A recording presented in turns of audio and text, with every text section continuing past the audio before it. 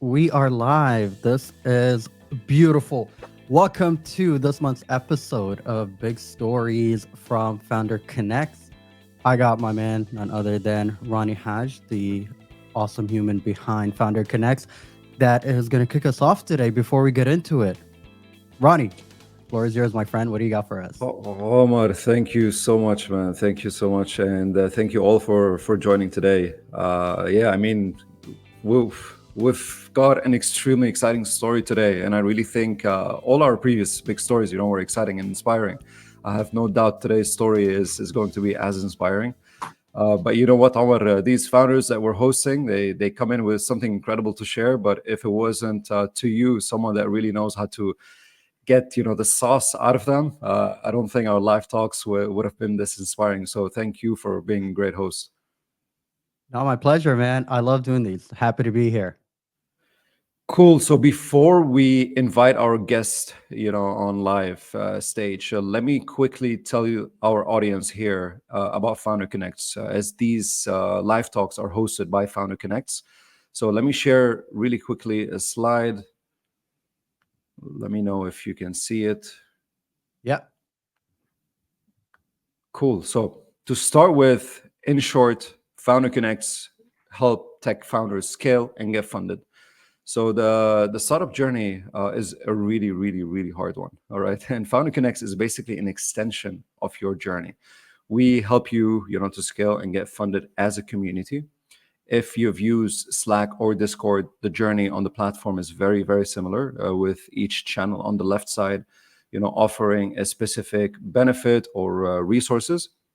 And to tell you more on how this works, basically, for instance, if you're a tech founder and you join the community, first thing we'll do is we match you with a captain that will jump with you on a call to really understand where you stand and what you want to achieve. Then your captain basically will suggest on how to use our resources efficiently and connect you with our partners. Because we have plenty of partners on board in order to help us with this mission, to help you scale or even to help you get funded. So if you're looking to grow your traction, for example, we've got live talks lined up for you to inspire you, not just big stories like this one, but we have, expert live talks that they tend to share practical insights. And on top of that, your captain will probably connect you, with other founders to explore collaboration ideas, opportunities, inside the community. We even have like a chat channel where everyone, all the members can actually chat together. So if you have any questions or need some kind of, inspiration, you can just post it on the chat channel. We even have our, the partners that I spoke about, that are, so some of them are actually offering free exposure. So Bezat being the first one of the startups in our community, they have their own perks page on their app with 100,000 visitors per month. So we've partnered with them where any of our members can apply to post their deal on Bezat's app, a good way, to increase your traction. And we've partnered right now with a TV station and a radio station. We will announce that in September. But we've got other channels. Another channel is, for example, with podcasts that you can actually apply to, ready to host you for free to tell your story. Now, there's great opportunities in order to have some free exposure. You might already have some traction and you want to grow. We'll connect you with our own partners that can help you scale. These partners have helped scale startups to exit, and our partners give our members exclusive rates only because you're a part of this community. So not only they'll basically help you scale, but they'll really help you, do it at a cheaper cost. So that's one extremely valuable thing we offer as a community. We offer $150,000 in perks, to startups to help them save on some of their costs. Perks being discounts, credits, from tools that most of us as startups we tend to use, whether it's hosting. So we've got $25,000 in credits for every single member, by Microsoft, even AWS, they offer some credits. We have one whole year, for free from Intercom, the customer service tool that we all use as well. We've got plenty, man, of perks, more than 340 perks to be specific. And these are exclusively, by Founder Connects. So as a startup, basically you could be bootstrapping too, and all these resources could be of great help. but what if you're actually raising? So this is where we have a channel of curated list of investors where you can do your own outreach, or we can actually connect you. Your captain will connect you to our own partners of investor relations, where they can help you throughout this raise to connect you with other investors. So really, the goal is here to get you to scale and to get you funded in the right sequence. All right, with our team, our resources, our experts, our partners. So it's the whole community helping you to scale and get funded. We all know it's a journey by itself, from creating traction to getting funded, and we're an extension of that journey. So you won't have to do it alone, and that's what Founder Connects is. And honestly speaking, it's really affordable. Like, imagine having an advisor, for as low as $99 per month, being part of your journey, allowing you to network, with Or as rather, a many group of advisors. as well, right? So your Yeah. captain is literally there for you, just to take you through that journey. And that's what Founder Connects is. Yep. So I'm going to get Tariq on stage. All right. For those who are interested to always stay up to date and what we do, all these live talks, events, and community announcements. Follow our LinkedIn page to always stay on track with us. And if you're a company or a network that you believe you could basically jump on this mission with us to help startups scale or even get funded, reach out to us on our company LinkedIn page so we can explore, some partnership opportunities. I'm happy, to see you all here. I'm going to drop and get Tariq on stage live right now. Let me go ahead.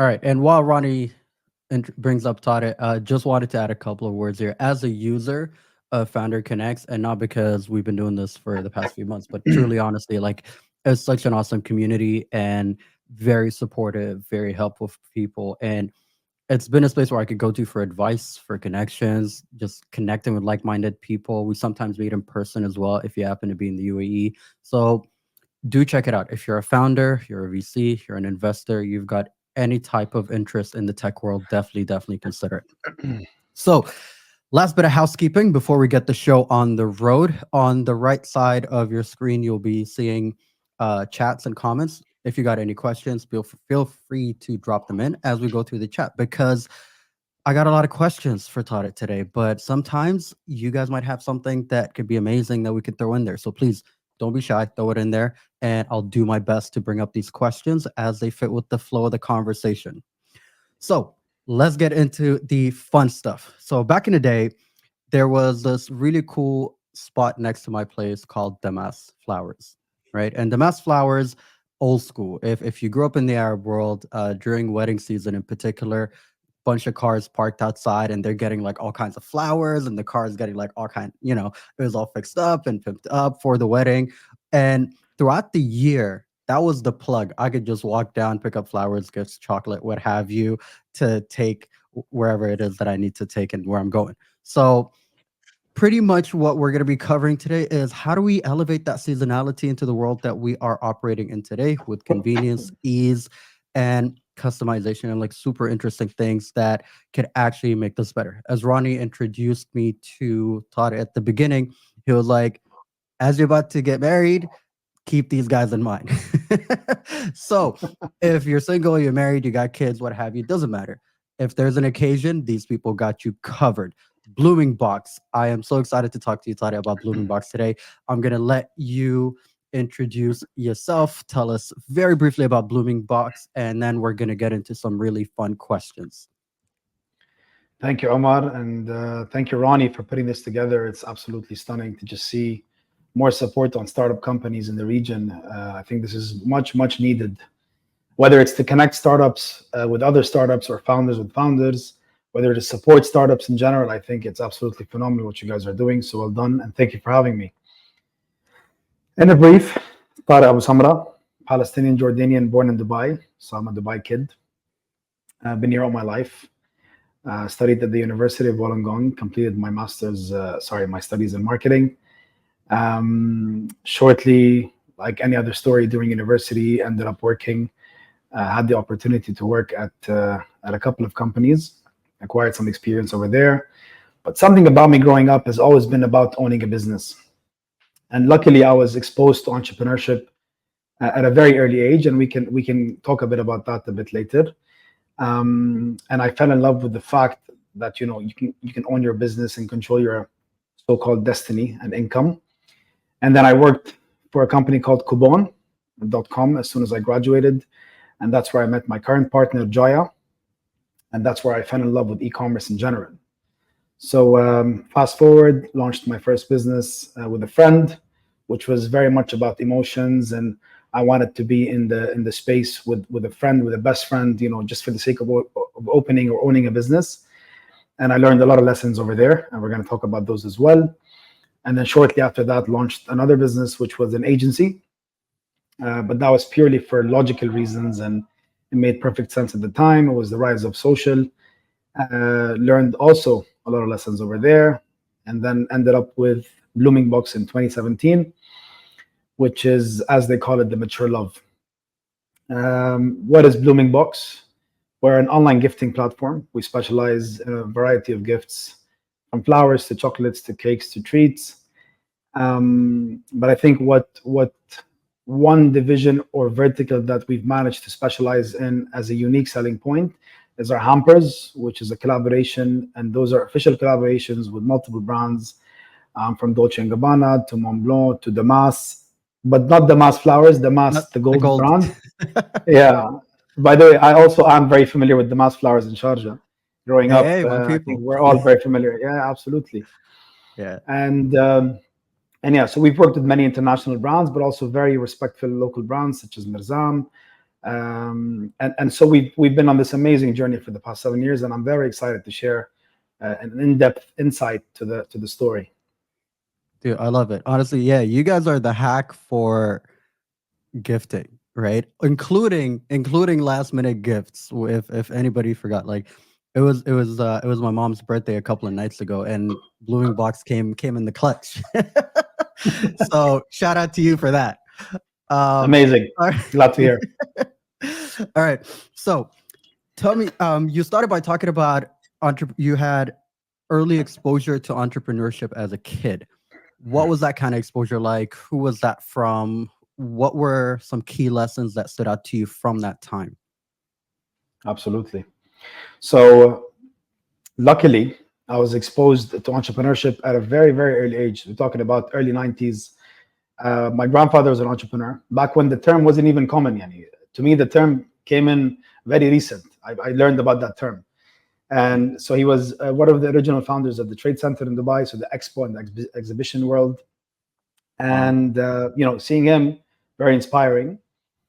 But there was something about me, Omar, that I think that, as they say, the signs are early. There was something about me always trying to challenge the status quo or break through it. And so I'd always find ways, and as kids, our income as to the school, as in the school income or your whatever you take as an allowance, was a dirham, maybe two. You get a croissant, you get a Capri-Sun juice at the time. And I wanted that turkey sandwich from the Union Coop, which was 4 dirhams. So either I had to save up for 2 days to get that, and don't get me wrong, my parents were giving, but it was something about me, right? Or I had to find a way to make that extra, 2-3 dirhams, and I really found ways, right? And it was a very interesting upbringing to me on how the idea for me was never the money, it was the result. The output. So growing up, I realized that I value freedom the most in my life. And with my little experience, perhaps in the corporate world, working for 2 companies, I realized that although this is amazing and you learn a lot, but there's always a cap on what you can learn. And don't get me wrong, I'm not against people who work for corporates. They could far surpass the achievements of an entrepreneur. It's not about that. It's a preference. And my preference was to do something that I love, that I have fully control over the outcome in a way, right? And also your learning is definitely expanded because you get to tap on every division. But of course, at that age, I didn't know that. I thought it was walk in the park, you own a business. I don't know, it was a lonely road, and there was a lot of challenges that are waiting for those so-called entrepreneurs. Okay, and So for me, I totally not only empathize, but I feel like I can fit in your shoes in regards to that sentiment, because a big part of my upbringing was quite similar, where I was exposed to businesses from quite a young age with my dad, and I had uncles who were entrepreneurs. So I do come from a lineage and an entrepreneurship family, even though we didn't Mm. have a definition for it, as you said. But like, yeah, dude, that high school hustle is amazing. Yeah, Because, absolutely. and especially when parents are like, no, no, no, you need to learn the value of money. You're going to work hard for this thing, right? And there's a slight sense of anti-authoritarian in you where you're like, cool, I kind of get the system. Now, what kind of contraband can I sell? And by contraband on a school campus, I'm talking about gums, candies, potato chips, sodas. It didn't matter. Whatever I can fit in a backpack that I can upsell to other kids in school, we're gonna sell. Right? So I Amazing. totally get that. I love it. So as so you've realized this in you, and you've had variations of sort of testing the waters, like small skills, right? Like, what can I sell? What can I make a little bit of extra cash? Because you're thinking about that turkey sandwich. Bet. So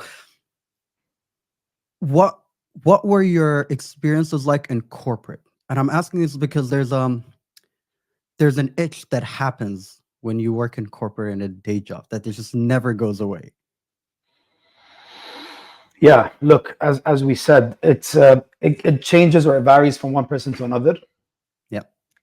I was lucky to work for a very respected corporate company, an international one, and I think the learning was amazing because I learned discipline, structure, showing up on time, and I grew with that company because I worked with them almost every summer as an intern, and I was probably the highest paid intern I've ever met. Well done. Yeah, but that was also because they were generous as a company. Um, Look, the learning to me was not. I honestly felt that I was limited to what I can learn and what I can achieve. So I was put into a role where I can only practice what I'm asked to practice, and I can only learn around that role. Mm. Now, in terms of an income, I wasn't really concerned about the income at that age because you're young. To you make X amount of money as long as it covers up your expenses. You can have fun. You're fine. But I think it's the environment where I felt not so important in that company because Mm. mashallah, they're a huge corporation. They've got over 3,000 employees worldwide, and you're one individual that has just joined. So, and I felt I'm a type of guy who likes to bend, who likes to create a dent, who likes to create a change, who likes to participate in winnings. I'm a super competitive guy. Of course, with age, I've learned how to channel it to a bit of a more positive way than it was earlier. So I I know the felt like feeling. my contribution wasn't really as much as I wanted it to be. So that's why you're like, okay, I need to have some sense of impact, right? Because Oh in yeah, moments like absolutely. that, you do reflect where it's like, I want to do more, I want to be able to access more, I want to be able to sit at different tables. And in some cases, tables that were not necessarily meant for you to be sitting on, but you're like, no, no, no. If I can't, I'm gonna build my own table, bro. I'm gonna build my own board. I'm gonna build my own systems. I'm gonna build it in a way that allows me to be able to facilitate and actually deliver the kind of impact I want to have in the world, which I totally love and completely understand. So let's go before BloomingBox. You've launched. You said there was an agency and there's another business that you've done with a friend. So technically, I'm assuming BloomingBox is your third business. If we Official can quickly official third. There were official. some side hustles here and there, but official business third. Okay, dope. Let's talk about those experiences very briefly. Within that world, what were some of the first lessons that you have garnered in that space? Because the reason why I'm asking that as well is because startup is different from any other kind of entrepreneurship. There's a whole discipline and business lessons that you acquire before that you've managed to acquire before coming to the tech space, just like myself. So I would like to know what that experience was like. What were some of the key lessons that stuck with you, and you hope to disseminate that knowledge for generations if you can? Absolutely. So I'm gonna try to bring in a metaphor that might relate to the situation, and people also might relate to. There's a saying, or there's a theory on love. And they say that every person goes through 3 stages or 3 types of love in his lifetime. So there's the immature, young, you're a teenager, you fall in love, and it's what A little bit love, of puppy love. correct. It's what you understood the term love meant at that stage. And that's super innocent and has its own agenda. And then there is the complex love, the one where you probably end up becoming permanent, to sort of permanent with the person, and you're long-term and an official commitment. And usually that teaches you a lot, right? And you learn more about what you don't prefer and don't like in life. And then comes the mature love, which is truly the permanent love. The one that, okay, I've matured, I've figured out myself, I know what I like, I know what I'm willing to compromise and what I'm not willing to compromise. Hence, this works for me. And so my story is very similar. All 3 businesses went into the same module. First one was the innocent love, second one was the complex love, and BloomingBox is the mature love. So first one was an invisible socks company. It was called Tozy. And it was those loafer Great socks. name. Great name. And I did it with my best friend at the time, and we just wanted to launch a business. We'd always meet up and talk about, becoming millionaires as any other teenager or fresh grad, and how can we, excel and grow and become successful as individuals. And so we launched that business while we both had full-time jobs. So the main learning, because that business lasted for about 1.5 years, back and forth with China to produce the samples, and we got a phenomenal product. Believe it or not, we still get inquiries till date, and I still wear them till date. And they're still, because we really invested heavily into the R&D of that business.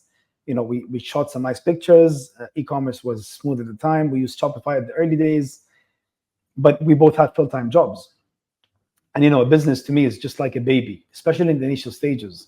You can't just give it some of your time. It needs to get enough time for it to stand on its leg, start to walk, maybe talk, and then express. And then at one point, it's able to run on its own. But till that stage, you can't run it where both founders are, it's a side hustle, as they call it. That was my learning. It doesn't mean it applies to everyone. Today, there are multiple people out there that are pretty successful with side businesses, especially when it's a franchise. But in our case, the lesson was, you felt like you needed to focus on this thing? Absolutely. It required much more attention, and we were only meeting up after working hours, and that wasn't sufficient to really scale it, because most businesses are conducted during the day. And we were fair people to the companies that employed us at the time as well. We didn't want to slack with them, so we had to really be very careful on how we tackle this relationship. So a couple of learnings there.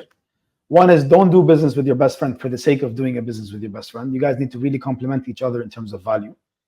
Of course, now we both understand that. We're still best friends and we communicate. And he has, mashallah, a very successful business called Mr. Brisket. And I have BloomingBox, and we meet often and we communicate about various ideas.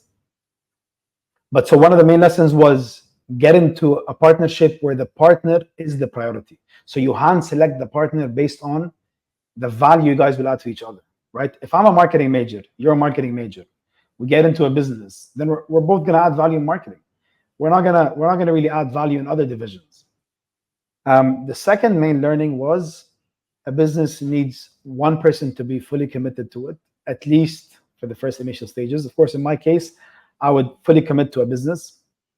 I would not treat it as a side business initially, but that's, again, my experience. And that was the main learning from that business. Right. In terms of the second business, which was DMN advertising, that was in between a transition period I was going through. So I had launched, a side business, tested that out. It didn't perform the numbers. I mean, luckily we managed to clear them out, but it didn't perform anything beyond that. It was just my coach always says the sentence, some things are meant to be for a reason, a season, or a lifetime. And that was mainly for a season. Sorry, say that again. Some things are meant to be for a season or a lifetime. Reason, season, or a lifetime. Oof, that is good. Oh, okay. Yeah. I love that. Shout out to your mentor. That's a Enos, good one. she's on the call as well. And shout out to Enos. That is awesome. Yeah, and so that was for a season.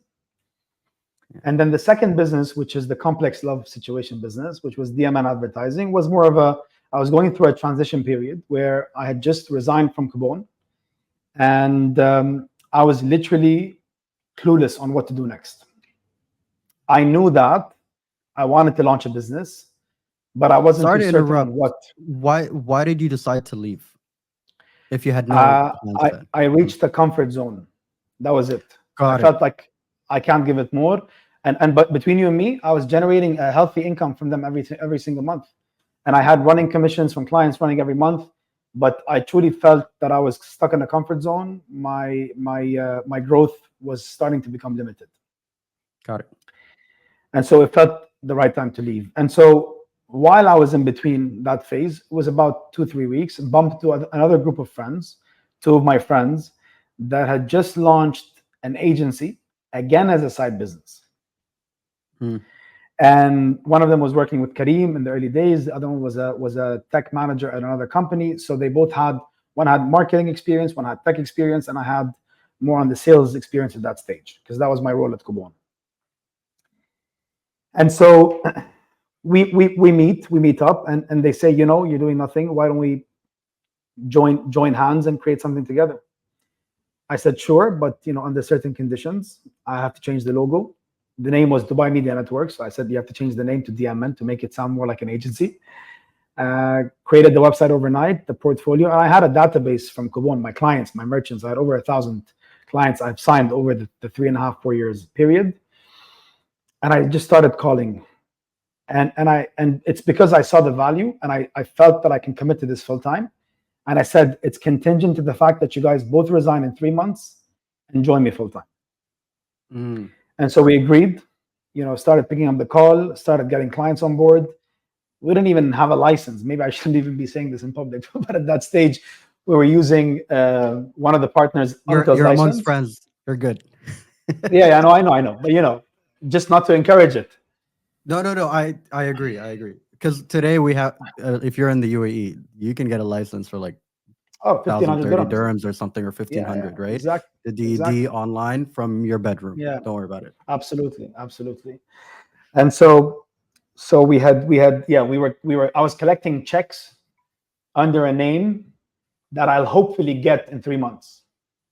So we took a risk. Wait, elaborate on that. What? Say that again. Elaborate on that. You said you're collecting checks under a name you hoped you had. Hope I will get in 3 months when I apply for the license, because I could go and apply for the trade name and they might say it's taken. Right. Okay. So you're already at that point where like, okay, this is what I want. So that's like what people today are calling, like a manifestation, right? You're like, okay, this is what I'm working for. Well, not intentional. I had no other option really, but yeah, more or less. I love that. I love the honesty. So we here I am stuck with 200,000 dirhams worth of checks. Luckily, we got the name in about 3 months, and we started cashing it there. And they did resign. They both resigned from their full-time jobs. They joined me full-time. We started off in a very small, tiny office in DIP, gradually grew it to Silicon Oasis, and then we moved on to Business Bay in Bay Square, beautiful buildings. We had a very sexy office. It was the dream at the time from an outsider perspective. Internally, right, I didn't like it. I didn't like what I was doing. It wasn't my calling whatsoever. I have a bit of I feel a certain way towards social media. So there's the pros and cons in general. But to me, I've seen more cons over the years than I've seen pros. And so to me, it was difficult to reach out to merchants, convincing them to be, on a brand level, it makes 100% sense, no doubt. Yeah. But on an individual level, I had that conflict constantly, feeling that this is not what I'm meant to be selling. Plus, collection issues, in agency life, you gotta sometimes beg for your money, unfortunately. Sometimes you get paid, sometimes not. We lost over 500,000 dirhams in the first 2 years just by the ability of not being able to collect. Mm-hmm. And cash flow becomes heavy burden. So look, a business is like a relationship. In the beginning, it's super exciting, it's beautiful, it's dreamy. And you're excited about the logo, the launch of the business, getting clients. You'll say yes to anything.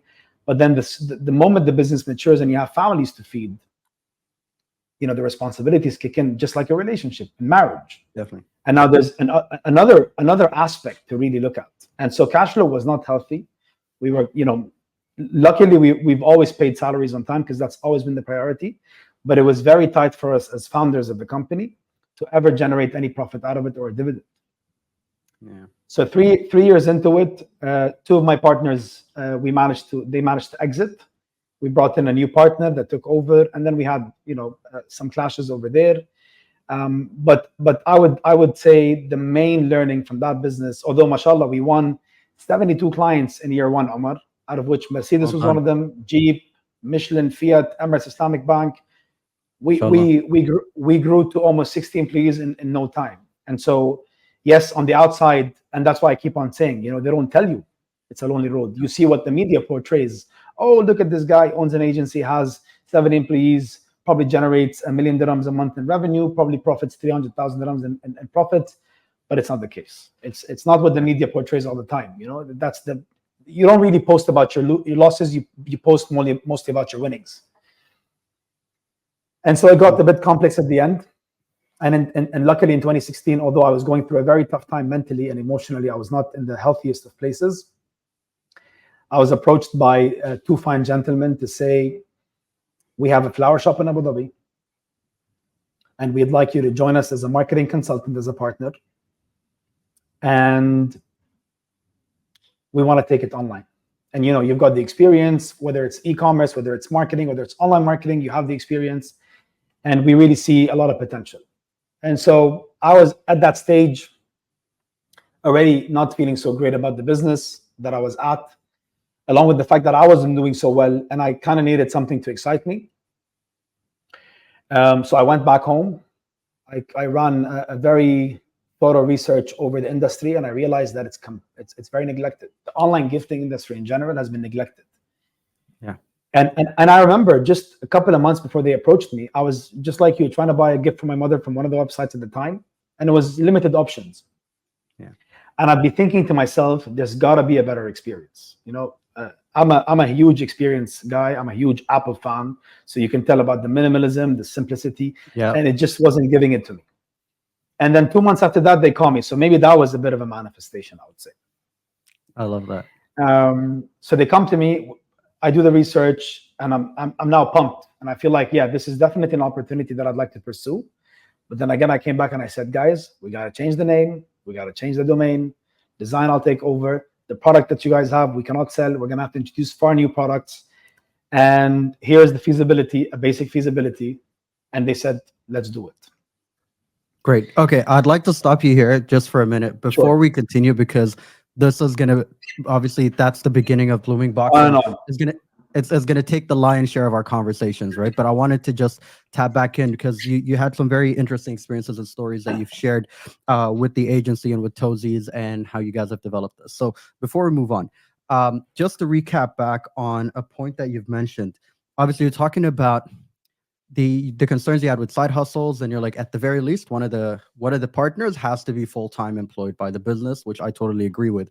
And then later on, when you guys were launching the agency, you told the other two guys, like, you guys eventually are going to need to quit and come on board full-time.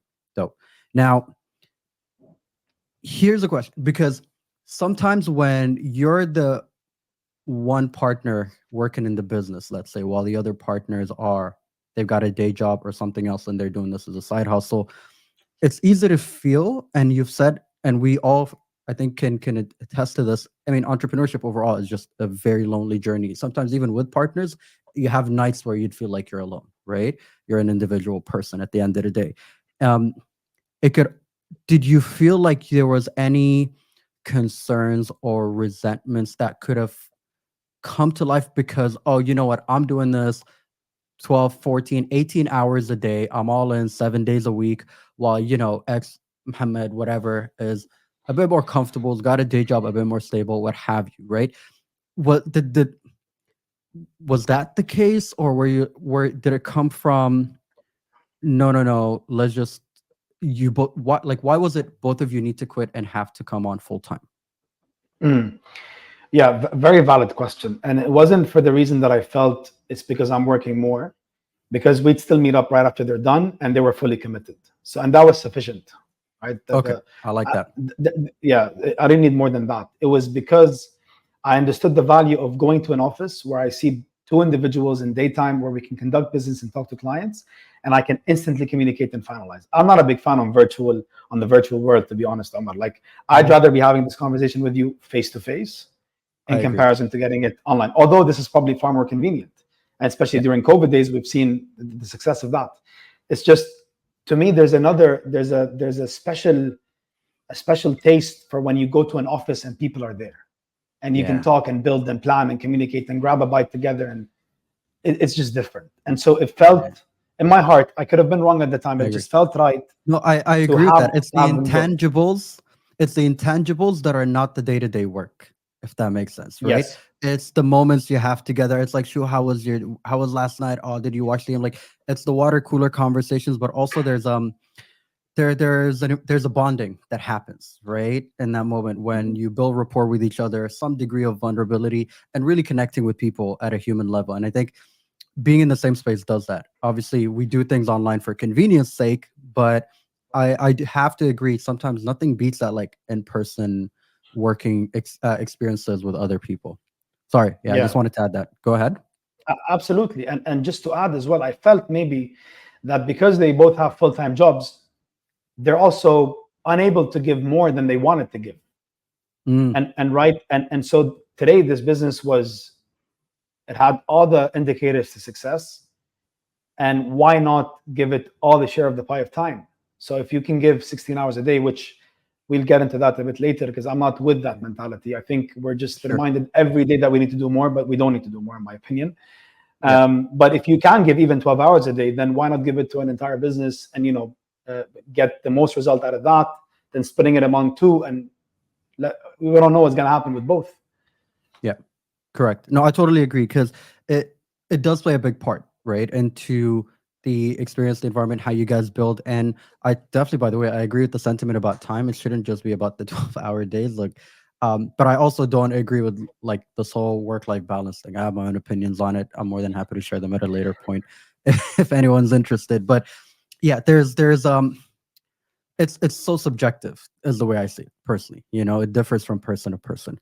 Okay, cool. So with those experiences and some of the learnings that you've brought on board, and one of my favorite things you've mentioned about Tozo is that, like, you care about relationships, right? And you care about these interactions with the people, where your suppliers, your customers, and how you're interacting with that. There's what you do there matters a lot. It's like what Cosmin, in our previous session, was talking about, how even in the early days, he was delivering for InstaShop himself. He'll go hang out at the supermarkets, hang out at the stores, talk to the people, right? And there's something there that not only teaches you a lot, but also truly grounds you into what you're building. And if you're not that, passionate or obsessed or caring about what you do, it's not gonna build, right? And we saw that with the conflict you felt. You're like, this kind of works for the business, but not for me as an individual, right? With the agency, where you felt an internal conflict, like you were not okay with that. And it makes sense that you wanted to kind of switch that around. Okay, cool. Now to the fun stuff. So moving into BloomingBox. Now we stopped at where you've done your research, you've checked everything out. You're like, okay, this is interesting, and you're such a brand marketing person, which I love. Where you're like, okay, logos got to change, names got to change. You're thinking about all that, right? Because that's sort of, when you're an online business, that's your window display, right? That's the difference between a customer going like, this is interesting, and want to walk into your shop or not, right? Virtually speaking.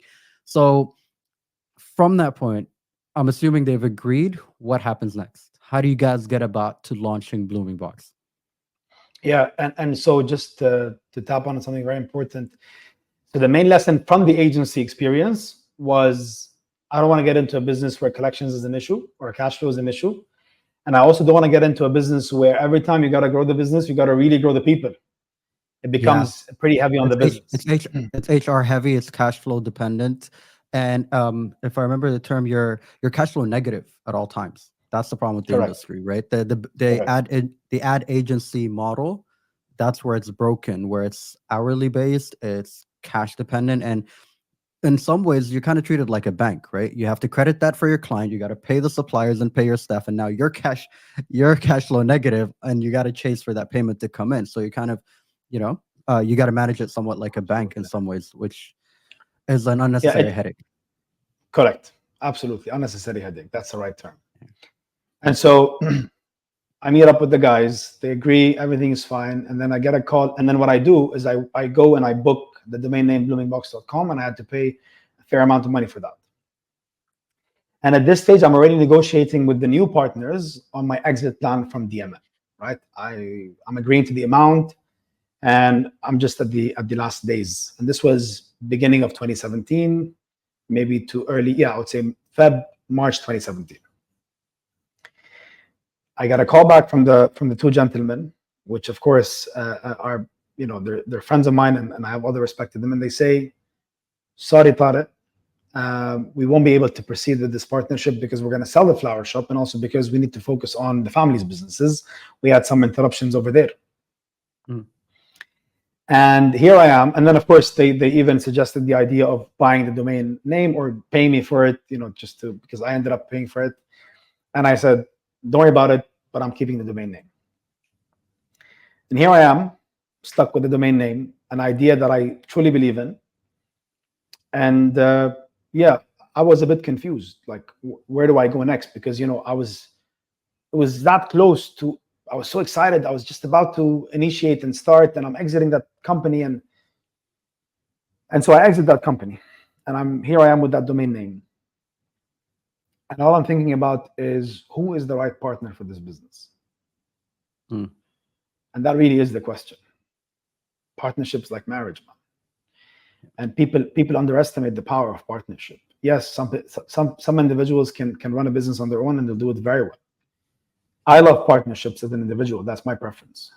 Through my two experiences in the past, I've realized that the choice of partnership plays a vital role to the success of the company. And I recall, Jaya, we worked together in Kubon, although we were not close in Kubon as much as, of course, we are now. But we'd still, because he managed the vertical, I managed the vertical, and he's also from a different generation. So Jaya is about 10 years older than me. And we had worked at the agency as well. He had his own consultancy firm, and he'd approach us for some projects, and we'd work together. And every time I'd meet this guy, I'd say, man, I love this guy. Clean energy, it's flawless. The conversations are healthy. It's like you can sit hours and hours and hours, and the time feels like it's like you can have endless conversations with him. I love that. And in my head, I'm thinking, he's much more mature than I am. I was pretty impulsive at the time. I was very energetic. And he looks at things. So it was like the yin to your yang. Absolutely. I was the complete opposite to Jai. Complete opposite. And I'll even tap a bit into that in just a second. And like, Jaya felt much more mature, and he looked at things very differently. He was very specific on commercials and how to save, and he's helped businesses with that big time. I wasn't that kind of guy at all. I was a spender. Let's buy IMAX for everyone. Let's go have lunch with everyone. And to me, it was like, come on, a couple of thousand dirhams here, a couple of thousand dirhams there. But I never realized that, the fills add up to thousands and to millions eventually. Yeah. Big time. And it just felt right, It felt right. Jaya felt like the perfect partner. So, of course, initiated the conversation with Jaya. How long has it been between you deciding? 3-4 months. This was summer 2017 now. We're talking. No, I mean, since you left, was it Kubon? So since you've last worked or contacted or spoken to Jaya, yeah. So luckily we've worked together. When I was at the agency, he would give me some clients, so we'd meet up. Okay, right? So you had an ongoing relationship throughout that time. Okay.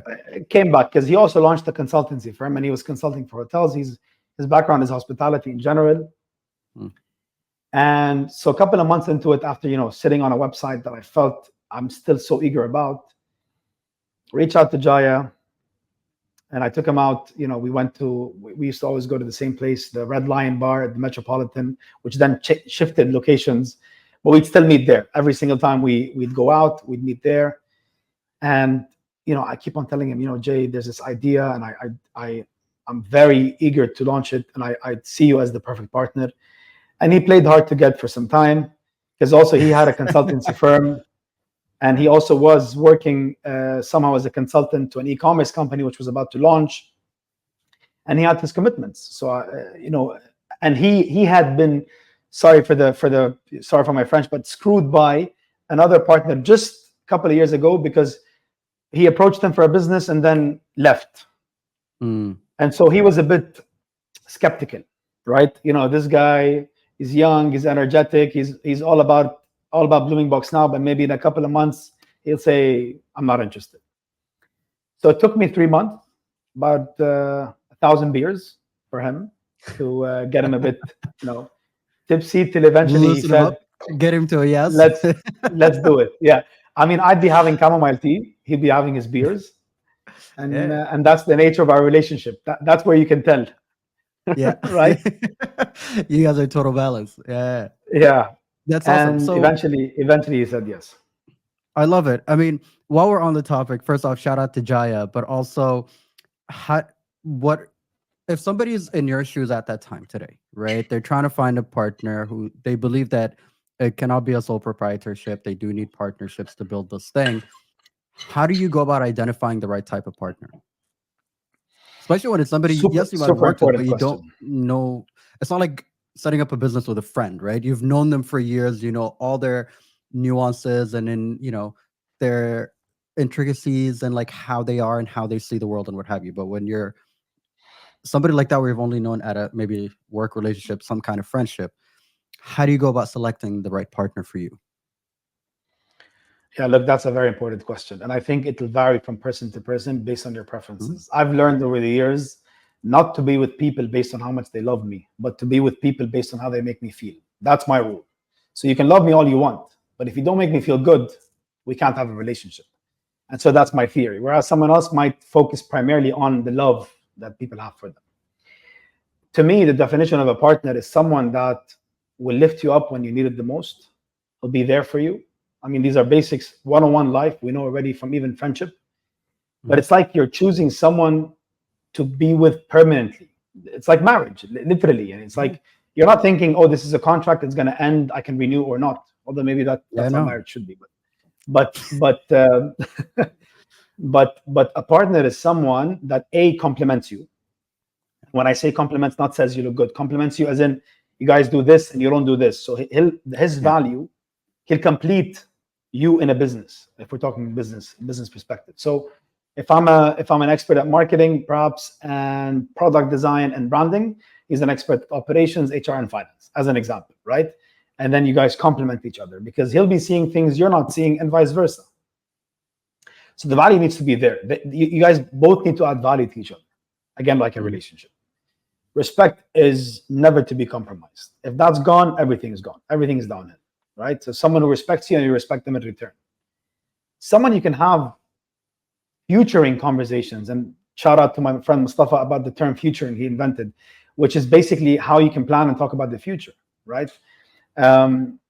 So me and Jaya would sit for hours and talk about the future, and we talk about building the business and where it can be in 3 years and 5 years, and go into details. And that is rare as a skill set to have with a partner. Some partners might not be vibrating on the same frequency, so you guys got to be on the same frequency. Someone you can have fun with, because you'll be spending most of your life with them. You'll be seeing them the most in your life. So it needs to be a healthy relationship where there's fun associated. There's support. I've got you mentality. One of our values at BloomingBox is I've got you. So someone that's got you, that's a partnership. So value, respect, communication, and I've got you. It maybe summarizes a healthy partnership in general. Definitely. Yeah. And I mean, I think if I would ever add anything to that, I think it would be like also tough love. Like when they'll hold you accountable is what I'm trying to say. Like when you're on your BS and you're being silly, or you're being like, we all have, a little like maybe a darker side, or like where we, our own red flags of some sort. They need to be like, yo, stop it. Like, calm your shit, get it together. This is unacceptable, right? They need to be able to call you out as well and allow for that space between yourselves as partners. I love that. Cool. So you got Jaya all loosened up on the juice, and he gets to say yes. Okay. And where do we go from there? What happens next? And by the way, at that time, my mother was recommending, because I got a full-time job opportunity at a very respected consultancy firm at a very high pay, right? Because okay, maybe I have the experience now, I can add value in e-commerce, and they wanted to launch an e-commerce platform for a very reputable brand. So my mother gets to know about it, and I'm already talking about BloomingBox, and I'm planning, and I'm doing the logo designs on Photoshop, and she said, Tariq, mothers, as it's, Mothers, they always, the mother's love is the most important in the yeah, world. It's yeah, just nothing replaces that ever. And yeah, it's just, they always, not always, but they sometimes see it from, to your best interest from their perspective. And she'd say, Tariq, peace is welcome in your life, because she's seen what I've been through, especially in the tough love phase, the complex love, as I call it, for DMN. And she'd say, peace is welcome, take the job for 2 years, save up some money, and then launch your business. And I swear to God, Omar, I'd be thinking, do I have the logo in rectangle shape? Do I have it as a square? I'm already set on the business. But then eventually she realized that, I value freedom the most, and that's what I want to do in life. And so she's 100% supportive. So is my father, and so is my entire family. It's just amazing. And so, yeah, loosening up Jaya. Jaya, of course, has a full-time job as a consultant, but also has his own consultancy firm. And he says, listen, I'll jump on board for the next 6 months. Don't expect me to come in full-time. We can only meet up weekends, full days, and then weekdays after work. And I said, no problem, as long as, eventually you can jump in, no problem. Let's do it. And that was the beginning of it. And then I have so much more to talk about Jaya, of course, because on the advancements in the relationship and what we've been through together. And I think it's something that people might relate to, but also learn from, hopefully. So I don't know if you want to talk about this now, or we can push it a bit later. No. Let's get into it. Let's this is the fun part. So let's get into it. Obviously, there are beautiful days and beautiful moments with running businesses, and then there are tough moments. I'm a perpetual optimist, so I see them as great days with bad moments sometimes. What were some of the biggest challenges in the first couple of years? I mean, you guys kicked off 2017, so walk me through the first couple of years, and particularly as we get into COVID as well. Sure. So 2018, 7th of Feb is the day we went live. There you go. At the time, we all have that date. We all have a date. Like, yeah, so clear. Absolutely, man. You never forget these dates. Yeah. And it was a week before Valentine's Day. And so remember, we're a self-funded business. So both me and Jaya allocated some funds for the business. We bought an initial batch of boxes, which of course are completely disastrous compared to the quality we have now. But at the time, it served the purpose. It was the only available product in the market. And we had ordered a quantity of 150 boxes. It was Jaya, myself, and we had tied up with a company to create the flower arrangements for us. So we provide the boxes, the designs, they just execute, right? Because we didn't have enough funds to launch the business in an office or a facility and hire people at that stage. So it's only Jaya, myself, and that company. We go live. I create a small Facebook post, and again, shout out to Muhammad Qadura, who was my mentor at the time, and he recommended to put the slogan of this Valentine's Day, a BloomingBox is coming your way, with a picture of our premium product. So it was like an acrylic cover with a flower box, 50 red roses, and I gave it 20% off. Nice. To my surprise and to Jai's surprise, next day wake up in the morning, and we're almost sold out for Valentine's Day. And I put $100, Omar, on Facebook. That's all I did. In terms of Facebook ads? Facebook ads, $100. I said that's the limit, because you're funding the business. You're very careful. You're very creative on spending. Oh, dude, very creative, right? Every penny matters at that stage. Yeah. And so towards the 10th of Feb, we had already sold out. We had no more inventory to sell. Super excited. 150 orders approximately across 7 Emirates. And so we had tied up with a reputable company at the time to deliver the orders across 7 Emirates. And then 13th, which is the night before Valentine's, at 11 p.m., we get a call from that company that says, we're very sorry, we won't be able to cater because someone else paid more. Wait, what does that mean? What does it mean that cater and somebody else paid more? I'm so confused. Wait, what? Yeah, so of course now, because we're in the industry, we understand. But at the time, it was just like you. We had question marks all over. Yeah, it was basically on Valentine's. Manpower is limited, And delivery companies at the time were also limited, and they have limited drivers, limited vehicles. So anyone who pays more has the advantage, has the priority. And we had agreed to standard terms. They were not expecting that much of orders. They oversold, and then they realized that, someone else paid more. Sorry guys, we can't cater. And you're talking So about it's almost like a 150 gym. orders. It's like a gym's business model, right? Where you upsell, like airlines for a while, where they're gonna like upsell. Sorry, not upsell is the wrong term, but like they will sell more than the amount of seats that they have available, knowing that people won't show up or people would cancel, right? And then they can Probably offset those. unintentionally. I mean, I'm sure their intention Yeah. was not the issue. It was the structure and how they managed. Of course, the company is Yeah. no longer here now, but at the time, it was the company, The go-to. Got it. the go-to. And as a startup, we with so little experience in this domain, we were comfortable. They made us feel very comfortable that they're the right people. But for any reason, they couldn't. So what do? It's 11 p.m. Yeah. How do you We gotta- protect yourself from we- this? we gotta start delivering at 8 a.m.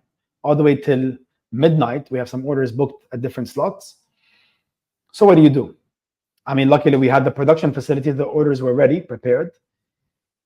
Called friends of friends, family. Of course, Jai and I were on the road from morning. I took over Abu Dhabi Al Ain. He took over Ajman, Northern Emirates, basically. And we had friends delivering all around Dubai, to a point where even my friends and I were getting tips. But of course, we'd say no. We're just doing it because we need to support the business. But yeah, it was like we had a very interesting, very intense experience. We had just launched the business and we sold out, and this happens, and it's like a hit on the head, as we say. And the best learning that came out of that was when I deliver and someone opens the door, that joy that you see on their face. Now we know we're in the business of emotions and happiness, irrelevant to the reasons. Someone can be apologizing, someone can be, but now you're in the business of emotions. So you're contributing back to the community by spreading emotions and happiness. Yeah. And that was probably the best learning of the business, I would say, so far. Because because now we know what to expect from our drivers. What will the customer expect? How to communicate to our customers and what to expect. So that happens, and that was the kickoff. Towards the end, we towards midnight, we met up and we hugged it out and we said, thank God it passed. Of course, we got some threats from some people that got their orders a bit late. Of course. Yeah. How did you manage those unhappy ones? What did you do? We compensate. So one thing that we take pride of at BloomingBox is exceptional customer service, non-negotiable. Yes, mistakes happen. Every business goes through it, but how you compensate for that is really what matters. If you really show the customer that you care and you've heard him and you understand his frustration level, no brainer, most of them will be fine. Some might be bitter about it because it's a very sensitive business, Omar. You're in the business of occasions and events. Yeah. Absolutely. You could be a cause of divorce if you send the wrong product to the wrong person. You could be a cause of a breakup. The wrong name. Of course. And it happens. Dude, yeah, of course. That's scary, bro. Absolutely, man. Imagine what we had to deal with for the past 7 years. Oh God. So yeah, that was the kickoff. That's interesting. I did not think about that. Yeah, because you could end up sending like happy anniversary flowers to the wrong person and cause ruckus in relationships, right? Oh, and some people will use you on purpose for that, huh? We don't know anything about it. Oh yeah. Absolutely. Dang. Okay, I feel like this is a whole other investigation for an offline conversation. But we'll stick to the business side of things. Card messages, we'll have an offline conversation about the funniest and the best. And we have a session where we just sit and really, people are very creative. That's all I can say. That's all, dude. If you know what you guys should do in your office, just have like the top 10 cards along the wall. Yeah, we should. Yeah. Okay, cool. All right. So that's a beautiful kickoff story. I think it's something amazing about when you kind of really put yourself out there and in the middle of all of it. And by the end of that day, there's a high, I would assume you'd feel as tired as you are. There's this high that you feel like, okay, we've passed the dreaded day, right? Because yes, it's good for business, but also it's your highest season. I would assume it's one of the busiest days of the year for you guys. And yeah, I'd cry. Like I'd hug it out and end up crying for sure. So so okay, so let's talk about scaling. How did you guys handle scaling at its various phases for BloomingBox? So we hit it off. Congratulations, we made this work somehow. How do we go from there now? So now we're sold out for a month. We had no inventory to sell. By the time we got our new stock was for Mother's Day. And then we have another successful Mother's Day. But of course, there was a lot of learnings from Valentine's. So we made sure to not to repeat those mistakes in a way. And look, year one was mostly about understanding the market. We were very, very, very skeptical about how we sell because quality has always been the priority. We don't want to compromise that. So we would look the target for the business because about 2 months into the launch, we had hired our first employee, he's still with us, by the way, and he was a florist, he was a QC, he was dispatch, he was everything. And then we hired a driver. So now we have a driver, we have a florist. Yeah. So we went on our own, basically. We stopped producing through the company. And I like that. So that means you are looking at, okay, what are the skill sets that you and Jaya do not have, and particularly that matter to the business, right? It's part of your operations that are necessary. Those are the priority hires. Yes, because look, when you deal with third parties, there's the middleman's cut. Yeah. How can we avoid that middleman's cut? And there had to be a certain number of orders per day to be able to acquire those two individuals. And so the magic number was 3 orders per day. We'd wake up. How do we make 3 orders per day before we sleep? And we won't sleep. And that's just strictly based on your financial, purely, like just financial to pay decisions. them, just to pay them both a salary. That's all we cared about. The rent, which was a storage facility with a fake AC that we had to install just to give us a bit of air. But of course, I painted that black, gray flooring, and we gave it a nice touch. Because you're a brand guy. That's part of the experience. Oh, absolutely, absolutely.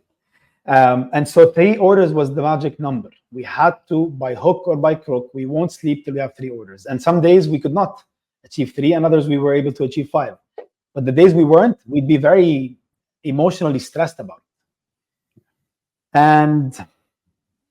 And so till the point where we started doing 3 orders per day, and that's when we felt, okay, you know what? Now we have a good base. The individuals are paid on time. We don't have to fund in more money from us. The rent is covered. Now how can we grow it? And luckily we had amazing mentors throughout the journey. And my advice has always been to whoever wants to launch a business, get a mentor. It really, really pays off. And so Jai's brother was a mentor. Jai's brother was a mentor. My father was a mentor. Another friend of mine was a mentor. And so the moment you surround yourself by different brains that have done it, they've been there, they've done it, they're successful in their own domain, they bring in perspective and they bring in value automatically. And very, very shortly and very, very steadily and gradually, we started growing the business from 3 at one point to 4 to 5 on orders per day on average. And we had amazing, and one thing we realized, Omar, is that people, especially the local community, they love the brand. They're buying not only once, but 3 and 4 and 5 times in a week. And they're buying in quantities. And of course, we have our loyalty rate is super healthy since the beginning. And alhamdulillah, that's a blessing, and that's a blessing from God.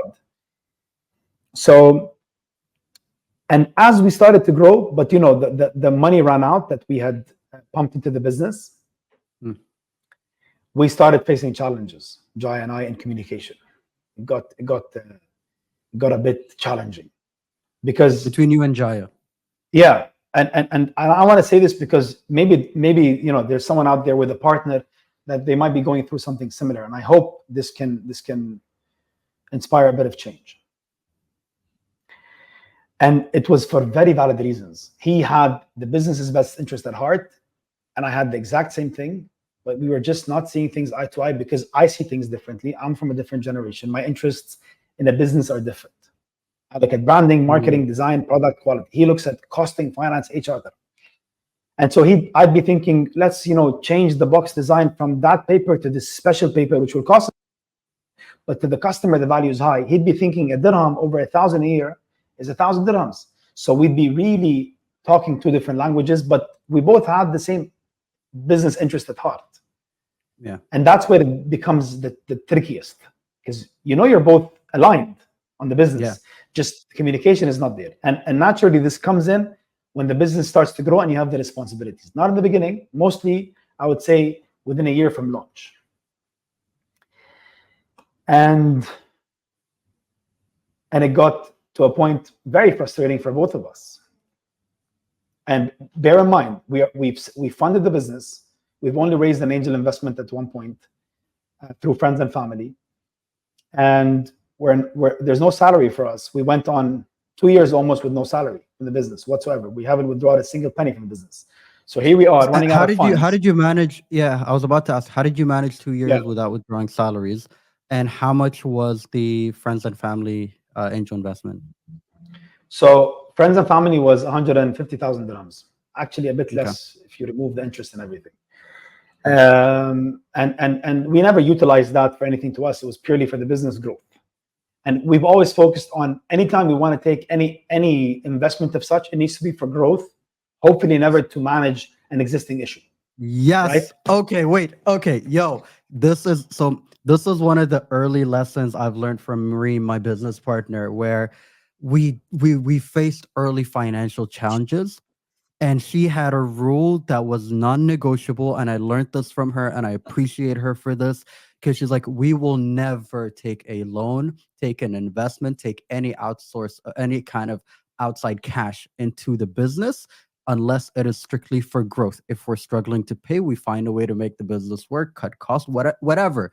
We're not going to take money to survive as a business. You're only going to take money to grow it strictly. And I live by that till date. It's one of the greatest lessons she's taught me. Amazing. And you know what? Yeah. When you put that mindset on, you find ways. Yeah. You stop depending on, because the point to us was we don't want to take an amount that we'll have to suffer for 3 years paying to solve a 3 months problem. It becomes very challenging, right? Yes, exactly. So inshallah, never anyone has to go through this experience, because it's a pretty tough one. So here we are, no income whatsoever. We had, I've exited my company, so I had some money, utilized that to live off for 2 years. He had as well his own savings and his own investments, and he utilized that, but we're running out of cash. And the business cannot afford to pay us at this stage, right? And bear in mind, we were highly paid prior to this position. Yeah, exactly. So you took a hit financially as individuals in terms of just managing lifestyle, right? No House income. bills, family, what have you. Yeah. Absolutely, man. No income whatsoever. And so things become sensitive, right? You're not on your highest, your energy is not the highest. So naturally you become very delicate with how when someone talks to you, you become very sensitive. And he comes to me and he says, Tariq, I think it's time I introduce you to Enes, which is my coach, which we gave a shout out to earlier. And Enes had launched her coaching career post, as they say, giving life the middle finger, mid-age, because she's done her time at corporate and she was like, I'm done with this. I need to follow my human calling, which she's amazing at. And she had worked with Jaya in the past as well. And she's done amazing things for him. And he sees the value. And he says, Tariq, it's time, you come in and we have a session with her. It's more like a marriage counseling, but more like partnerships counseling. And I'm thinking, and I'm thinking, man, like, we're going to waste money and time. And I'm not about this, at that time, I was even rejecting therapy. Although, of course, now I'm a totally different human. But at that time, in my head, nothing's wrong with me. I always saw myself right. I was very defensive all the time. So it was difficult for me to accept the idea that I had to be coached, let alone with Jaya, who there's already a bit of sensitivities with. Nevertheless, we go together to her house back in the days, which was in Jumeirah. And at the door, I'm welcomed by a massive dog. His name was Zeus, and she still has him. And he's just barking at me, and he's and in my head, that's the sign, bro. And at that time, I had developed a fear of dogs that I don't know. So if it was a dog that I knew, I was okay. But if I don't know you, there was that issue. But he's just, he came at me, and probably it's because, like any other dog now, of course, that I've got over that fear. Now I understand it's because they're excited. They just want to express, and Yeah. someone coming in new to the house, so it's okay. Tail wagging. Yeah. Yeah, but now I'm thinking, look, this is a sign from God for me not to go in. Dude, I can imagine what that was any like. reason, any reason to Yeah. reject. But anyways, we end up going in, and as I'm sitting, this guy's here with his big, eyes just staring at me, and I couldn't focus with what they're saying. But then eventually we became, friends, and we sat there, and it was the first time I was exposed to a different Jaya. Mm. I saw a human side to Jaya I had not seen before, because me and Jaya's relationship is professional mostly. But now I saw a humanitarian. I saw a Jaya that's in a very human, beautiful, emotional, giving, caring form, and automatically we're synced. And it was that first meeting I was like, I'm invested into this. I'm done. This is gonna work. And we went on for about 6 weeks, maybe even 8 weeks, doing a session a week with her, where she helped us find middle grounds. And I started realizing what she calls the outward mindset. It's part of the 4 agreements, the book, which basically states that you need to put yourself in the person's shoe to see his perspective. And so I've learned that skill at that time, and I started seeing it from Jaya's perspective. And then he started doing the same with me. And so the moment we started doing that, I started realizing, because he'd say things like, Tariq, 1 rose could be a dirham today, or a dirham 10 fils. But if I manage to get it for a dirham 9 fils, in my head, it's just the fils, man. But in his head, he said, when we have millions of flowers that we buy per year, that's going to contribute to tens of thousands of dirhams, which is the case today. So his lessons back in the days are what we're preaching today. So, and I recommend that to any partner that's going through any sort of a challenge with this partner. 2 partners that are going through communication challenges, get a coach to mediate, bring in perspective, and look, trust me, a lot of marriages could have been saved if they were counseled earlier. The issue is they're mostly counseled when it's too late. But if they're counseled slightly earlier, that's when you still have the chance. Yeah, I like to think of. No, I totally agree with you, because I like to think of coaches, mentors, therapists, marriage counselors, what have you, from a sports context is how I like to look at it. If you've played for a team, if you've ever had a sports coach, and this is just my personal experience, I've learned to become coachable, right? Meaning, nice. So for me, when it comes to training, I'm not going to be like, oh, I like to learn boxing and I'm going to find a boxing coach. I'm a very competitive person. I'm like, oh, who's the best coach that I can find? Right. So I tend to have the same approach with coaches, with mentors as well, like on the business side or in like personal life as well. So, learning to be coachable is such a great skill to develop. Like, allow yourself to be coachable is important. Okay, cool. We're getting a bit tight on time, dude. I could talk to you for hours. So, as you guys scaled, so you guys had the opposing perspectives. You guys have figured it out. Shout out to Ines for making it happen. Ines, I might just reach out to you as well. I'm just putting it out there. But now, that was such a key pivotal moment for you guys. What was the turnaround point where you're like, where your numbers, jumped, or like, oh, we can pay ourselves now? COVID. Okay, what happened? The business witnessed 127% growth overnight. Good God, so, mashallah. COVID was early March, and we didn't take it serious initially. I'm thinking in my head, born in Dubai, you're almost always, mashallah, you're almost always safe. There's no issues. So you don't think these things impact you. You think they impact the world, but never us. And so we didn't take it serious. People were talking about it, and in my head, we'd talk and we'd say, yeah, probably 2 weeks, maybe April max. And so, but then the government puts out the rule that, no business is to operate at that stage and to work remotely from homes. And we didn't know what to do. It was pretty confusing. And we had to shut down for a day to realize, to grasp on this and comprehend the whole concept of what's going on. And then the government launches an initiative for e-commerce companies with vital products, mainly food, medicine, groceries, to operate. And we had cakes and we had chocolates, and those were vital for some people. especially during the times of COVID, because you wanted to express your Yeah. emotions and you wanted to express your, Yeah. how your empathy to people that are going through COVID. Yeah. Luckily, again, a friend, which we talked about earlier, Mustafa Abbas, he said, guys, you have cakes, you have chocolates, don't shut down the business. And we did it. So it was only a day, and then we launched. And guess what happened, Omar? Because there was no retail at the time, and this is not only our industry, this is every other industry that had an e-commerce presence or a platform. Now people were forced to buy online. Yeah. So if you'd go online and type best flowers in Dubai, delivery flowers in Dubai, whatever, any keyword that you type on Google, and you were listed correct, and you had the right experience on your website, no brainer. Almost everyone would convert, right? Because now even retail customers are forced to buy. And what ended up happening post that growth is people realized, you know what, this is convenient, it's cheaper, and I'm getting quality. So they became regular customers. And that was the blessing to any e-commerce platform that went through COVID. True. And that was the growth. And we had to act on so much impulse, although I'm against acting on impulse, although sometimes I do, by the way, but for the most of it, I don't. But we really had to act impulsively because the growth happened overnight. We don't have the space to accommodate.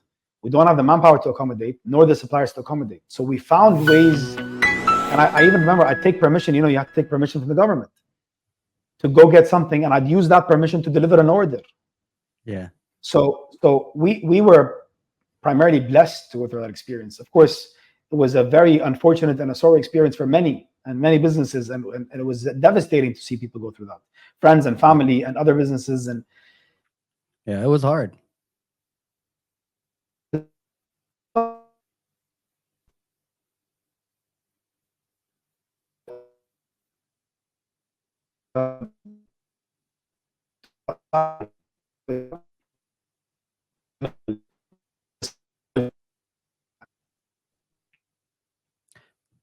Tariq, my man, and for the people in the chat, I don't know if it's my end, but you're cutting a little bit.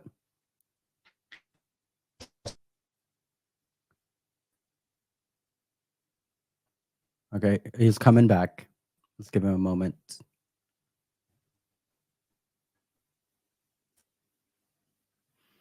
All right, while we wait for Tariq, if you guys are enjoying this, do check out founderconnects.com. And if you guys are on LinkedIn, definitely register to a group, check out the community. And I saw a question that popped up earlier about the live stream. It will be up on YouTube as well, just FYI.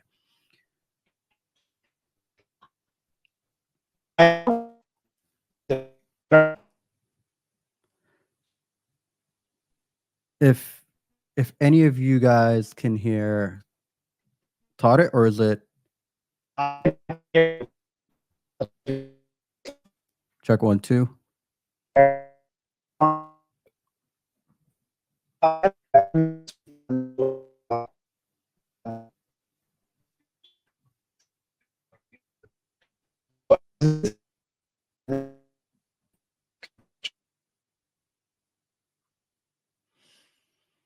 Oh, that's unfortunate, but we're gonna give him a couple more Omar. minutes to log back in. Yeah, I just Yeah. spoke to him. I think he's Oh, just okay, having cool. some technical issues. Yeah, no worries. We can hold it down till he gets back. I was just making sure it wasn't just me, because you never know, right? Is it my network? Is it his? Yeah. Like, you're kind of wondering. But no, okay, cool. No But man, stress. the story, like Yeah, that's great. That's great. I love it. I mean, what a journey, what an adventure this man has been on. And honestly, yeah, shout out to Jaya, shout out to Ines, her dog, Mustafa, and everybody that was part of this. yeah. Oh, here he is. Hey guys, can you hear me now? Welcome Yep. back.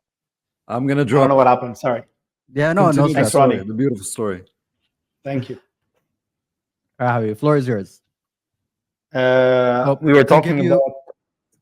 Yeah, so we're talking about COVID and how that has impacted you guys. You grew 127%, and you don't like to be impulsive, but at the time you guys were being impulsive. Obviously, with people locked at home, you guys had an advantage as an e-commerce business because of the work that you've been doing. And where I started losing you was when you were talking about you guys didn't have the facilities and to be able to manage that kind of sudden growth that has happened overnight. Yeah. So we technically, we were at a storage facility. We had extended that storage facility to a slightly bigger space, but that wasn't sufficient. So we had to immediately, go on the hunt to find a bigger warehouse, start hiring people, and we grew. And we just made it happen in a month. And this is during lockdown. During lockdown. So lockdown took place from April onwards. So June, we were already active in our new facility. Well, okay, well done. That's pretty 2 good. months. Because consider, yeah, but I understand it might seem like, oh, only 2 months, but considering lockdown, considering you needed permission to step out anywhere and all the things that were happening, if you lived in the UAE, you all remember this at the time, to be able to switch to a new space in a span of 2 months and growing is actually pretty impressive. So mashallah, I guess I understand what you mean by impulse in this particular case. And it was interesting because it was such a strange time. Like one of my good friends, Hatem Matar, I don't know if you from Matar Farms, the brisket guy. So Hatem has a motorbike as well, right? And like one of those like sports motorbikes. And during that time, he decides to deliver briskets to people himself. He'd get online orders and deliver them just so he can see people and see his friends, and so he can hang out with people without getting stopped by the cops, So it was such a strange time. But okay, so you moved up to the big warehouses, and now the business is in a new strata, if you will, a new stratosphere, a new plateau, new space. Yeah. Oh, now the minimum is, the maximum at the time has become the minimum of the new phase of the business, and so growing took over. We went from 3 orders a day to higher. We were doing about 40 orders per day at that time. MashaAllah. Yeah. That's pretty cool. Okay, I love that. Congrats. And thank you. Where are we today? So that was COVID. What has happened since then with BloomingBox, and where are we headed? Okay, so of course we've seen so much in between as well, and there's so many key learnings that we've learned. We've had so many people, fortunately, join us that are key A players, which is another lesson that we've learned the hard way. That people underestimate, especially entrepreneurs, I think. The power of finance, the power of HR, right? Oof. Those are 2 divisions that, as the marketeer at least, I never really looked at. And the moment you realize that if you take care of your money, you take care of your people, they take care of you, it changes everything. Your perspective to the matter changes. 2,000%. And so Jaya had taken a course in the beginning about growing your business through your customers, which helped us a lot on the growth strategy. And then I had to learn the hard way on how important finance is by facing a major cash flow issue in 2021 in summer. And because of that, so after the success, we had a moment. Yes, because now you're not used to these numbers, and the numbers are just flowing in beautifully. But now your finance team at the time was not sufficient to manage that volume. We had an accountant. We didn't have a chief of finance or head of finance or a CFO, nothing. We just had an accountant. And he'd tell us things are okay. So I would be spending money on a billboard. I'd be spending money on, Google AdWords. And I'd ask him, do we have the funds? He'd say yes. But he doesn't tell me that this fund will go off from another supplier's payment. So we ended up with a bit of a hiccup. Not a bit. It was a heavy hiccup during summer of 2021. And the best learning from that, and I think it's worth every penny we paid for the business, because it was an expensive lesson, let's say, was that I got into the world of finance. And I can tell you, man, I've acquired skill set of finance. Yeah. I recommend any entrepreneur to go through that journey. Not the journey I went through of the issue, the hiccup, but learning, really dive into finance. Absolutely. Yeah. And it's very different from like a finance class in universities. So like this is finance for entrepreneurs. I'm sure there are courses or something out there for it, because having your finger on the pulse of your finances, it matters. It matters more than any. Like, yes, HR and everything and customer centricity and all that beautiful stuff about running a business, but you're going to live and die by your finances. At the end of the day, you're a for-profit business, right? Absolutely. So like you have to have a finger on the pulse at all times. Sorry, Habibi, continue. So since you brought up the topic of financing classes, if we have any students watching us, I'd like to invite them to change the mindset of education, because I was not the perfect example of what a good student is. And I think maybe fairly to say a lot of entrepreneurs are not as well, right? We were never fans of studying, more fans of achieving and working. But I've learned at a different stage in my life the difference between education and knowledge. And if I go back in time to my university days, I would acquire knowledge from those classes that I didn't. I was just there to pass. So I'd memorize. Elaborate on the difference, please, between So education and knowledge. education is like the difference between listening and hearing. One is I can hear, but am I really listening? Big difference. So education and knowledge is power, as they say, if consumed. And today we might be educated at the university to just memorize and pass exams, but did I really learn something? Was there a learning, an actual learning?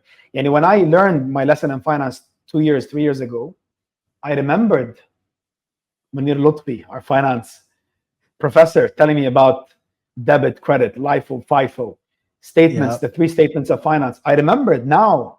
I wish I had known this before. I would have avoided this altogether, right? Yeah.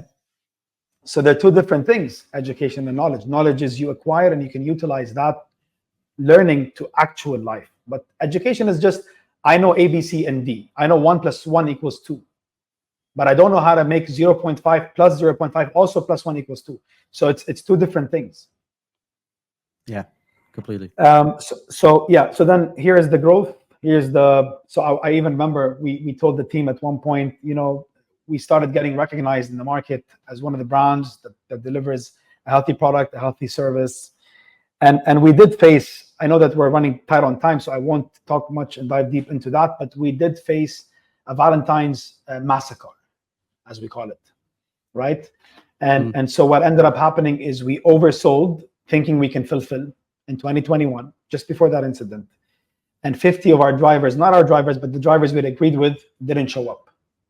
We had other drivers delivering, but 50 of them didn't show up, again, for the same reason, which is someone paid more.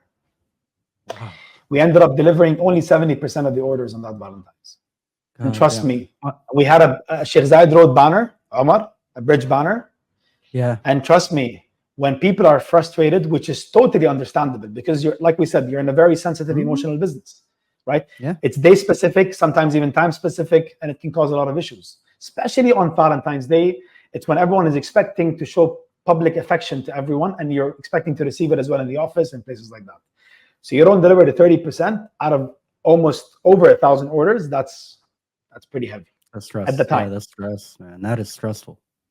And Omar, people will find you not only on LinkedIn, on Instagram, and they'll message you privately and personally. And the cyberbullying you'll really, really, really have a Will Smith moment anytime in the business. A Will Smith moment. Oh man. Yeah. Okay. It was not easy. I'm gonna apologize to everybody that's watching. I know we're over time, but I still would like to hear this because I'm here to dig for the valuable lessons and to be able to share that, because this is understandably you're in a unique business case in your specific scenario, but I don't think it matters if 30% of your orders are unfulfilled. If you're e-commerce, if you're not, regardless what your business is, right? 30% of your customers are not happy, bro. That is a problem. 100%. So how do you? Yeah, please, like, what do you do? Elaborate more. Yeah, like what? Yeah, it wasn't easy. Even remembering it, I mean, we were traumatized for 2 years, and now we're fine because now we have an amazing team where 100% is trust between the team members and the fulfillment, and everything is fine. And now we have contingencies to contingencies to contingencies, like plan Bs and then plan Bs to plan Bs. But at that time, we broke down mentally, emotionally. It was not easy to tell the team to just stop delivering. Right? We had dispatched 700 orders, but then 300 plus orders were just sitting there. I had no drivers for them. I tried, Jaya tried, the entire team tried to deliver, even customer service team was delivering. Not sufficient. You won't make it on time. You have an hour or 2 left before the day ends, and no one's going to accept an order after 12. And the lesson was that the problem, Umar, is we didn't have at that time fully the right team, right? And so we depended on them to plan it, and they said they can. And it was naive of us to not revise the plan And so it was, of course, it's always on you. Huh? It's never on the team. Yeah, of course. No, You. it's It's you. you. Can't blame Yeah. anyone. Yani their intention is right. They're giving their all. They're trying their best. But from a revenue perspective, we're overselling, so this can happen at any time. And we just didn't fulfill. Now, like I told you before, yes. By the way, we got 28 one-star reviews in an hour. And we had been building our 4.8 Google with customers. Yeah. For 4 years. We had reached approximately 1,000 reviews at 4.8, and we were so happy. We dropped to 4.5 in an hour. Imagine how hurtful it is to the business and to us as a team. I'm telling you, Will Smith moment is real. The bathroom moment is real. Dude, even if you are in the business of roses, business is not rosy. Like, yo, we spend more time. We spend more time, I think, as business owners, like putting out fires. I think being a business owner, 90% of your job is putting out fires, my guy. And if you're smart, you anticipate the fires before they happen, and you just make sure there's water nearby, just in case, right? Well said. Well said. Absolutely. Yeah, it's what wild, we did. man. What we did is we You called managed? every single receiver, apologized. I called, Jai called, the team called. I responded to all the Instagram messages, LinkedIn messages. We prepared an apology box, a chocolate box that had "I'm sorry" on it, a card, and the message said, "Your spouse / partner had trusted us to deliver the experience to you, and they've put the effort, and we failed them, and we apologize for that. Here's a token of appreciation and an apology from us, a chocolate box and their entire order," and all of them got 50% off for 3 orders. So super heavy on the business, but guess what? 78% of those customers ended up using those vouchers again. Boom. So yes, very heavy. I don't recommend it to anyone. Customer-centric experience is mandatory. No, but it's creative, right? The idea is like, you know what? I'm going to hold myself accountable. We're going to own up to this. We are going to apologize. But also, you know the business that you're in. You're in a business of emotions. And you're like, you know what? Here's a special apology that chances are, I don't know if any other business can send you such an apology necessarily, right? Because you got it. You understood the emotion and what you're telling your customers. And sorry, I know I kind of jumped into your story here, but like you're saying, we're holding ourselves accountable. We sincerely do apologize, and we'll take the hit as a business because we are that apologetic for the mishap that we have caused. And then we see you, we hear you, we understand you, we value you as a person, not just as a customer, right? That flips the entire script on its head. And by the way, they all got refunds. There we go. All of them. They got the product, the discount, the refunds, and the apology. So this was the best we could have done. I mean, that was it. You know, we could not think of anything else at the time. And the best thing that came out of that was the learning on 2023, which we had, because by the way, by the grace of God, probably my mother's prayers and, you know, the prayers around us, Shout out 28 Google reviews vanished by Google, marked as spam. Back to 4.8 next day. I swear to God, man, it was insane. Well done. Wouldn't believe it. Done. So alhamdulillah, you know, you put the right energy, the right effort, it pays back in a way. I love it. So 2023, Valentine's was a success. 97.8% delivered on time, before time, actually, even like within the right healthy time. The 2% were nothing compared to what have happened, and they were compensated perfectly. And we actually got 5-star reviews on that Valentine's 2023. So we had an amazing, and the learning was there, and the structure was created, and we've installed tools, and we've learned something that I'm not sure if you've heard the term OKRs, objective key results. So it's something we deployed in the company in late 2022, and it's been the case ever since. And it's, again, another thing that I recommend to any entrepreneur out there that wants to structure their company, to invest into, I mean, there are companies out there are tools out there that do it. OKRs, objective key results, where you basically create your entire year's plan, what you want to achieve on a top level, and then you break it down into smaller objectives, and then even smaller, and then you tag people, and you hold them accountable for those objectives, and create so much structure and healthy communication with the team members. And one thing that really helped, there's a book that was recommended by our tech consultant by Amazon. It's called, it's actually two people that joined Amazon in the early days. It's called Working Backwards. Mm. So if you want to achieve 1,000 orders by that date, work it backwards and plan Yeah, ahead. And we did that in 2023, and it was amazing learning. I Amazing. love So, and the that. business has been growing, alhamdulillah, Omar, ever since. We have, from at least from COVID days till now, we have multiplied the business by approximately 8 multiples. And we're going to Congratulations. Saudi very soon, inshallah. Thank you. Nice.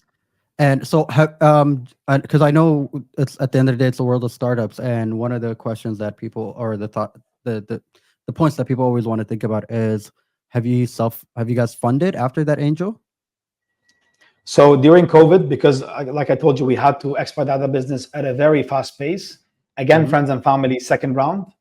Yeah, At that time, we took 400,000, which was just sufficient to literally take the space, fit it out, hire a couple of people, pay the visa costs, and push. But that was it. got it. Okay. And now you guys are gonna move to Saudi. When are we launching? Is there an anticipated date Inshallah, we this can year. get people excited about? All right. We learned how not to commit to dates before we're 100% sure. Yeah. I love that. Well, inshallah, we got. This is the second half of the year, So for those that haven't done much with the first half and feel like you want to do more, you still got a few. You still got till the end of the year. And honestly, man, I can sit and talk to you for days, bro. I empathize a lot with what you've shared. It reminded me of my own experiences. I've had moments where I've been in the dumps, like it was bad, right? And not many people tell you that. Like it's easy to look at things from the outside, looking into a business, and assume they got it all figured out and everything is going great. And I don't think that's ever the case with any business, regardless of the size. Like we chose this adventure, right? We chose this journey of a lot of stress and gray hairs, but it's just so fulfilling. Like I don't know how else to say it. Like it's easy for us, and Reem and I talk about this and we joke about, like, if I am to quit and shut this down and go get a day job, I'll make way more than I'm making today. Like it's ridiculous. Like in terms of a salary, right? Or what I choose to pay myself. Whereas, but that freedom, man. Like I think there's something else that we chase, right? The sense of freedom, the passion, the drive to do something that has a different type of impact. And this is not sort of saying anything about people that choose to have day jobs. Like I got a lot of respect for that as well, because at the end of the day, we need each other, right? We need each other to coexist and build great businesses. Honestly, shout out to you, shout out to Jaya, Ines, Mustafa, the whole crew, and your old partners as well. Like I think every step comes with its own lesson and with its own journey Absolutely.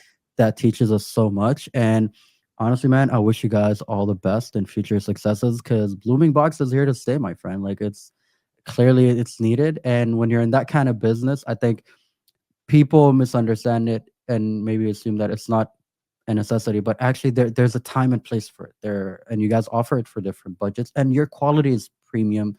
It delivers as promised at all times. So and shout out to your mom and every prayer she's made, and every mom out there praying for her sons, because none of us none of us would be here or make it without them as Akid. well, man. This has been so enlightening and enriching, man. I loved having you here. I loved having this conversation, and we'll definitely meet in person to talk about those cards, man. I want to Let's do I it, want to man. know about I want to know about the top 10 cards in person. Man, done. Let's consider Oh it yeah, done. And I love being here. And thank you. And thank you for this. Thank you, Ronnie, as well, yeah. backstage. And thank you, Founders Connect. If I can leave people with one Please. statement that I always tend to, it just always is in my head. Yeah. Anything, because look, like we said in the beginning, it's media only glorifies the beauty of entrepreneurship, but Yes. there's so much more. So my recommendation has always been, or my advice has always been, whatever you want to get into in life, try to, some people get into things for logical reasons, others get into it for emotional reasons. So both heart and mind. My recommendation is always find both, and you'll need both because, like we said, sometimes the logic is going to question the business and say, but this business is not paying off. It's not paying you the salary. Emotions will say, give it one more shot. Try Yep. again. Push for it further. And vice versa. When you're not as excited about it, the logic is going to kick in and say, yeah, but on a logical perspective, from a numbers perspective, it makes a lot of sense. So just try to always have both Yeah. to complete the equation. No, I agree, man. And I think on that note, we will be closing with one of my favorite statements, just like leave people better than you found them at any given opportunity. Whatever it is that you're doing, do it wholeheartedly and do it with giving rather than taking. And I think that really does change a lot of things. It's a beautiful lesson that I've learned in my journey as well, where whatever we build, whatever we do, if we're doing it with the idea of giving more, it comes back tenfold. So leave people better than you found them. And Tariq Habib, I appreciate you. And shout out to Founder Connects for bringing us together and for this awesome session. Do please check them out on LinkedIn, check their website out, join the community. You have people like Tariq and myself in there. It'll be fun. I All right, appreciate you, Omar. Thank you very much, Habibi. my man. Take care, everybody. And we'll see you Take guys care. next month on the next Big Story session. Salam.